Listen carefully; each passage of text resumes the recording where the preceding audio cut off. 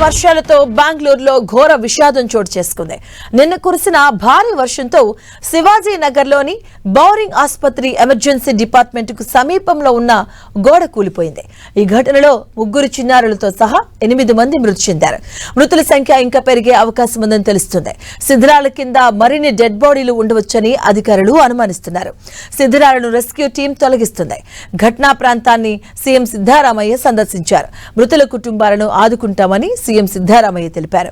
ఇక ఆసుపత్రిలో చికిత్స పొందుతున్న వారిని సీఎం సిద్ధరామయ్య పరామర్శించారు. వారి ఆరోగ్య పరిస్థితిపై ఆరా తీశారు. బౌరింగ్ ఆసుపత్రి బయట కొంతమంది వీధిలో బండ్లపై ఫుట్పాత్ పై వ్యాపారం చేస్తున్నారు. గోడ కూలిపోవడంతో కొందరు వ్యాపారులు అక్కడికక్కడే మరణించారు. ఆవరణ కింద చిక్కుకున్న 3 పిల్లలతో సహా 8 మంది మరణించారు. ఇక మృతుల్లో పాదచారులు కూడా ఉండవచ్చని అనుమానిస్తున్నారు. గోడ కూలిన వెంటనే ఘటనా స్థలంలో ఉన్న ప్రజలు కొంతమందిని రక్షించారు. ఇక బౌరింగ్ ఆసుపత్రి పాత గోడపై ఒక పెద్ద టార్పలిన్ ను పరిచి వీధి వ్యాపారులు వ్యాపారం చేస్తున్నారు. అకస్మాత్తుగా కురిసిన భారీ వర్షాల కారణంగా పాదచారులు ఆ టార్పలిన్ కింద నిలబడాల్సి వచ్చింది.